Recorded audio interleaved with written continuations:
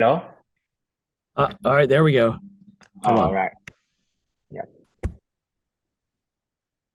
Yeah. Can you hear me?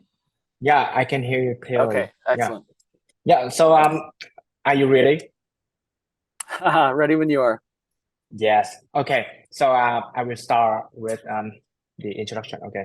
Hello. Thanks for joining me today. Bill Laboon from Web3 Foundation. So today we are here to hear some thoughts and some plan of Web3 Foundation for Polkadot and Kusama Foundation. So how are you doing? I think there are a lot of things around here with the ecosystem, right?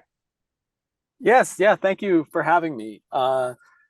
Yes, I'm doing great, and yeah, very excited. There are a lot of things happening with Polkadot and with Kusama, and yeah, a lot of things that are coming very soon. So happy to discuss all of them today. Yes. So you are extremely well known by your professional contribution to the Polkadot ecosystem. But I believe that our target audience might be very new and they might be curious about you. So can you introduce again about yourself and how this you involve to blockchain, Polkadot, and also now being a head of education and brand of Web3 Foundation? Yeah. Sure. So I have been involved in blockchain now for wow, since 2011. I started running a full Bitcoin node in 2012. I was formerly a software engineer, and one of the things I was interested in was hashing algorithms. And so, kind of a very nerdy way to get involved in cryptocurrency is the algorithms of it. So I was teaching computer science at, excuse me, the University of Pittsburgh. Um, but eventually, I really, after trying out Bitcoin and Ethereum and a lot of other blockchains, I really fell in love with Polkadot after seeing Gavin Wood's talk at the 2018 Yeah. Web3 Summit. Yeah, of building your own blockchain, from a fresh new MacBook. So I looked into um, jobs in the ecosystem. I saw that Web3 Foundation, and we are sort of the shepherds of the ecosystem, Polkadot ecosystem, was looking for a technical educator. And as a Yeah. computer science lecturer who was very interested in blockchain, it seemed perfect for me. And I've now been here since the beginning of 2019, so a little over 4 years, Yeah. working on more things now than just education. But yeah, Yeah. that's me in a nutshell. Yeah. Thanks for your answer. Yeah. So actually, I have following the Web3 Federation for a while, and I know it's have been a really long period of time, right? But to me, and I believe to you and to the art ecosystem, I believe it would be worth. And there are a lot of progress of Web3 Federation that contributed for the ecosystem. So may you tell me that like and also the communities like know more about the path that have been through of you with Web3 Foundation, and is there any particular challenges have been appear? Sure. So the goal of Web3 Foundation is to build the decentralized web. So something I think people should know is that we are a foundation, or in German it's called a Stiftung. We have a particular goal that our foundation is supposed to meet, and that is essentially to help decentralize the world, right? And so we have been doing this mostly through Polkadot, right? We provide a lot of support to Polkadot. However, we also provide support for a lot of other projects. Um, in terms of cryptography, in terms of networking, in terms of ecosystem tools. So we have given out well over 400 grants at this point. So Wow. we're not, yeah, so we're not like an investment firm. We give grants for people that are building software, and also research. So we do give grants to people that are doing research on the fundamental aspects of blockchain technology and decentralized technology. And Yeah. I think, yeah, I think that's actually a very something, you said, challenges we faced. And finding these and evaluating them. We're not just throwing money at these projects. We're trying to find good projects that have good developers that are going to build and provide something useful to the ecosystem. And honestly, yeah, this we found a lot of really great teams, a lot of major projects and major technologies in that are out there now started with Web3 Foundation grants. But I would say, like, going through all of those and helping to determine, what is the strategic direction and what makes sense to fund has been something that's been very challenging on our end. Yeah.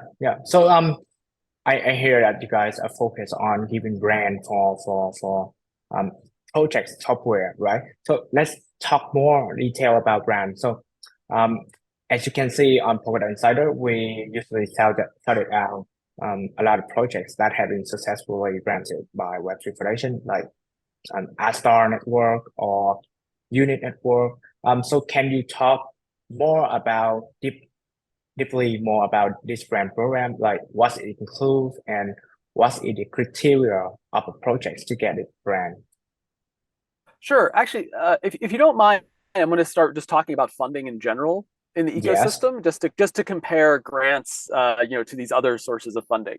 Yeah, of So course. so there are other sources of funding in Polkadot. Our former grants lead used to like to joke there was almost too many, right? There's too many ways for projects to Yeah. get funding. We have traditional sort of VC projects, Parity, who are the main developers of the Polkadot host, the essential client software.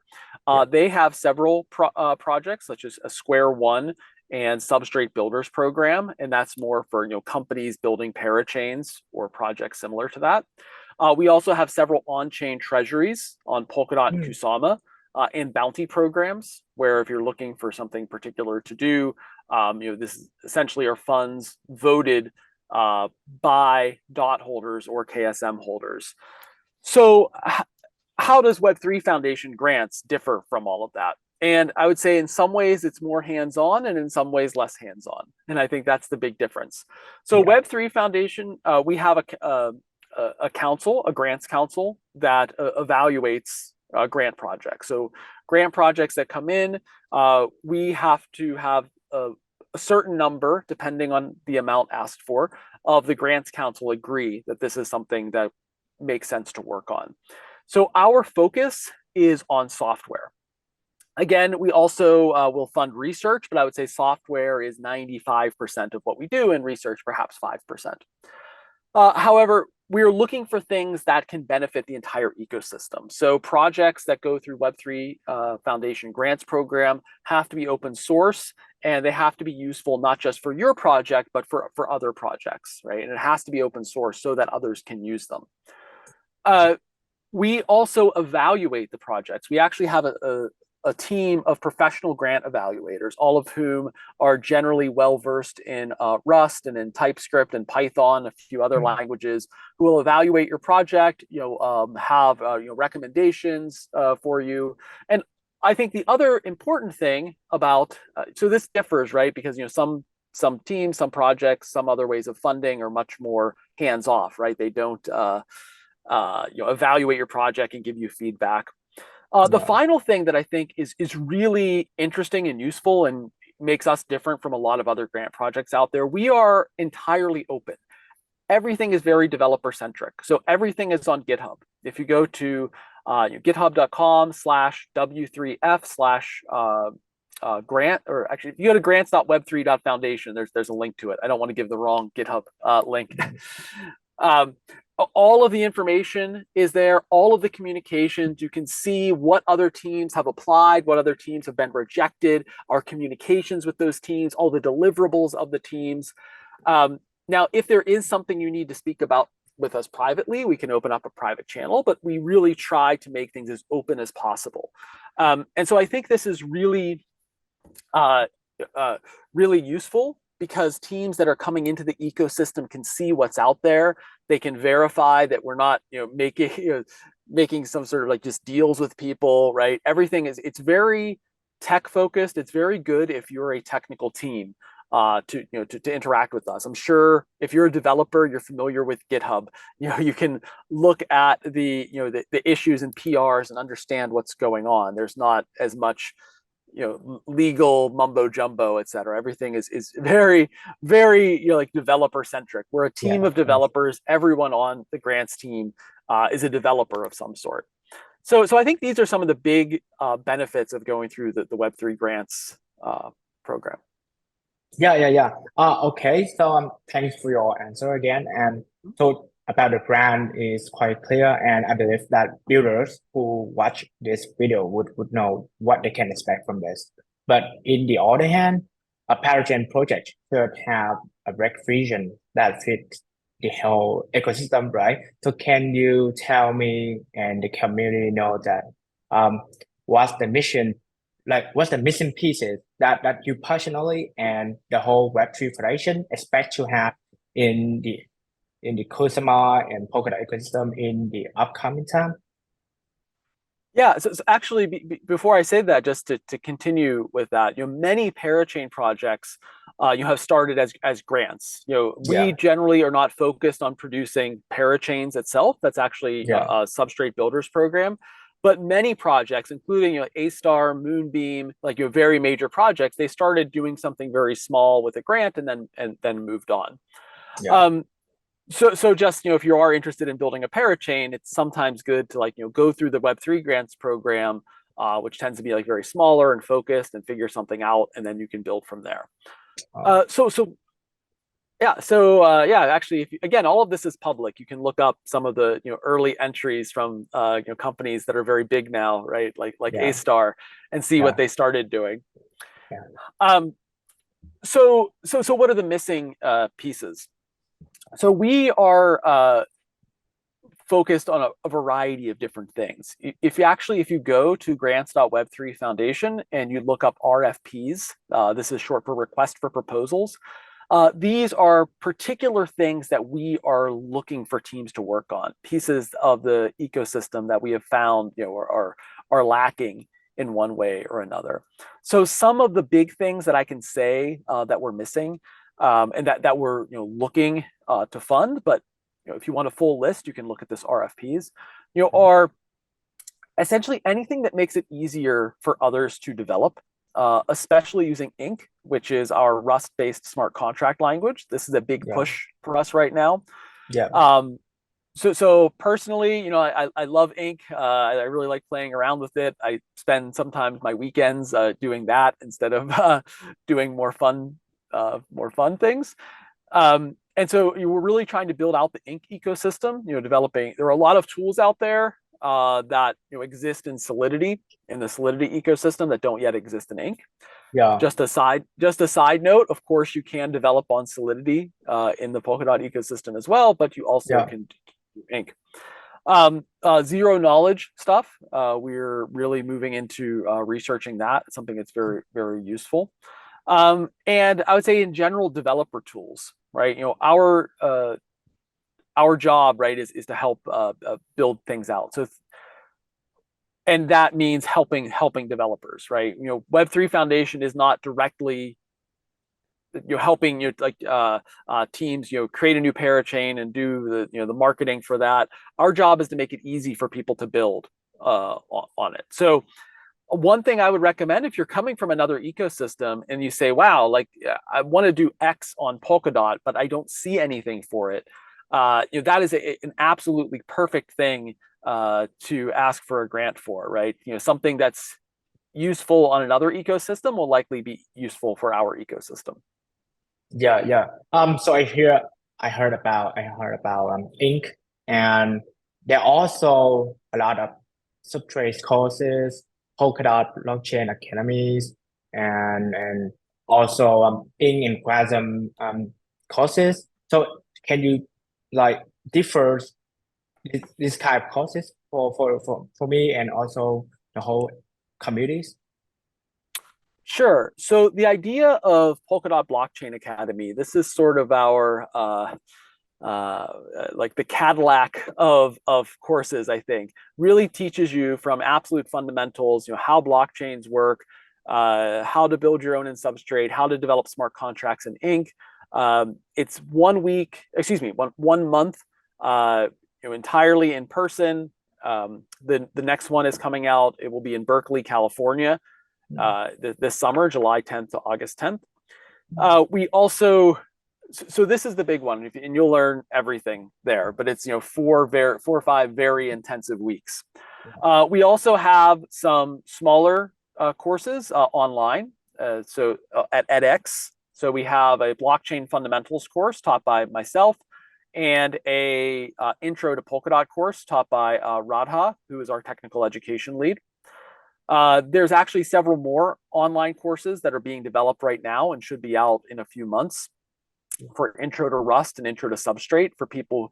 So intro to Rust, I think, is useful for anyone looking to build in the ecosystem. Intro to Substrate, specifically for people who are looking to build parachains, which, so just for people that aren't very familiar, parachains are blockchains that are built on top of Polkadot. The great thing about Polkadot, you can build your own blockchains. Sorry, there's a lot of other, yeah, please. Yeah. I'm sorry, but so what are the benefits, and also like what the developers and users could expect from these efforts? Because I believe that this would be a great occasion to get more builders on board, right? Yeah, I mean, so the great thing about learning to build on Substrate, I think I mentioned this is what sort of made me amazed about Polkadot, is that it gives you a lot more power than just building on just building a smart contract. It gives a lot more responsibility too. Yeah. And so by taking these courses, you will understand not just how to build a smart contract, but also how to develop the blockchains underneath it, right? And to me, this is very useful, right? I'm an educator. I used to teach computer science.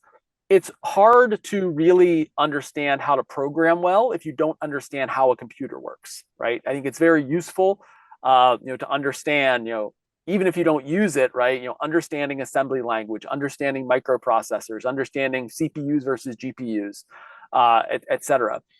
It makes you a better programmer. And I think if you're looking to build anything in the blockchain ecosystem, it makes sense to understand, what is a blockchain, right? Understanding, hashing algorithms and public key cryptography, and understanding proof of work versus proof of stake, and what are the benefits and drawbacks of each, and not just memorizing syntax. And I think that's something that we really work to include in all of our courses, right? That we are really trying to get people to understand the whole stack, which I think makes you a better developer and figure out what is best for whatever project you're trying to build. Yeah. I really understand. And so you have talked a lot about the benefits of these courses. So how about Polkadot and Kusama in the next few months? So is there any particular plan to boost the development of Polkadot and Kusama ecosystem? Yes. So besides these educational initiatives, we also have marketing initiatives. We're doing a lot of reaching out to different teams. So this actually is something that I believe you just saw on Twitter. I am looking to reach out into other ecosystems and understand and explain the benefits of Polkadot, and not just talking within our bubble. The big from a specific developer perspective, the release of Ink 4.0, which is really the first truly production ready release of Ink, has been a big deal, right? I think this is something, it's made people much more comfortable to work with Ink. If you go to use.ink, the website, you can find some courses there, like to get people more interested in using Ink. The really nice thing about Ink is that it is a Rust-based DSL, domain specific language. So if you start working on that, your next step might be, okay, I want to build a specific palette, which is like features for a blockchain, sort of like precompiles in Ethereum. So you can move on, still using Rust, and then build a palette. And then you think, okay, actually, I want more power. I can build a parachain. And still using Rust, you can then build a parachain based around that palette. So this is one one of the things we're trying to make it very easy for a developer to go from building a smart contract to building their entire own blockchain using the same language, using the same tools, using the same ecosystem, right? And just making it easier to figure out what's the right level of abstraction, what's the right level that I need to work with to build this. And again, that's sort of Okay. the nice thing. Yeah, I think that's sort of the nice thing about Polkadot is you can decide, right? You can say, all right, anywhere along this spectrum, from smart contract to pallet to your own blockchain, you can make with Polkadot, and all using the same language. Okay. So these are mostly about technical side. So how about user side? So because in several months before, there are a lot of like feedback, a lot of gossip that Polkadot ecosystem dApp is quite difficult to use. So is there any particular plan to break the lines and like to get more traction from users?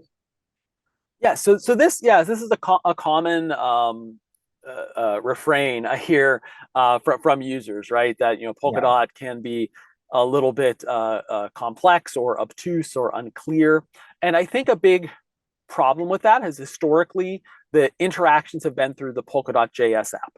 And the Polkadot JS app is very, very powerful and can be used with any substrate-based chain. Yeah. Substrate is just the development framework that we use. However, again, because of that, power, it's kind of like using the command line. You can do a lot more with the command line, but there's a big learning curve to start to use it. And so we actually, as part of the grants program, we have done a lot. We have given grants to a lot of projects who are looking to improve the user experience. The big thing is with wallets. We've actually interacted a lot with different parachain teams. Again, that's not really our focus. That's more Substrate Builders program. But to help improve their UX, and this is something we are going to spend more time helping to improve. We are trying to point fewer people towards using Polkadot JS app, but rather there are a lot of really useful wallets, right, that are very user friendly out there. There's Nova, there's Subwallet, there's Talisman, there's Fearless. We have a lot of other wallets Yeah. that would be useful for people, right, and allow people to do things a little bit easier, a little bit more straightforward than the admittedly very Yeah. intimidating Polkadot JS app. Yeah. Yeah. Yeah. Actually, Yeah, that please. I was always curious, like why Polkadot JS they don't improve themselves in UX. Yeah, Yeah. always because they are really powerful. Yeah. Yeah, I mean that's the key point, right? I mean, what's really powerful about Polkadot JS app is let's say you want to make your own blockchain, right? You you immediately after making it, no matter what features you add, you can interact with it through Polkadot JS. Polkadot JS actually builds itself based on what it reads off the blockchain. Which is amazing, right? So you build a blockchain and then boom, you have some sort of interface that works with it. No matter what you do, right? It's that's super powerful, and that's really amazing. You can use Polkadot JS app with something like 75 different blockchains out there, Yeah. and do anything with them that those blockchains can do. However, the downside to that is, all right, it's hard to make things specialized. Let's say for staking, right? Yeah. That's a very common complaint. Well, staking is complicated in general. It's also very powerful, but Yeah. you can't just have Polkadot.js have very specific user interfaces for that because it needs to be a little bit more generic. But again, the majority of people, they don't need this. They don't need an application that can access 75 different blockchains. They want to stake, right? Yeah. And if you use any of these third-party wallets, which a lot of them have received funding from the Treasury or from the grants program, then you can have a very nice and easy user experience that's more meant for the end user. And we are really focusing on the grant side and at Parity and the marketing side at getting more teams that are focused on UX. Parity is actually hiring some new UX designers that their whole job is just to help to help people build this stuff. Even tools, I'm sorry, one last thing I want to mention, Yeah. the staking dashboard. So if you go to Yeah. staking.polkadot.network, everything is very, very simple, very one click.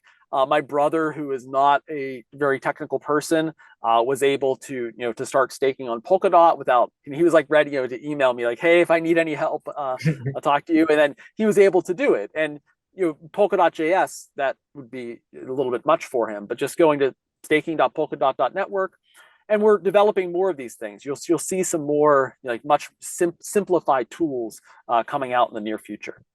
Yeah, and definitely, especially like stacking with nomination pool, so would be a very good beginning for every new user. Yeah, and lastly, I would like to ask a little bit about governance system because I am personally really proud of our governance system to compare to all the blockchains because it does bring real meaning of decentralization, especially with open governance.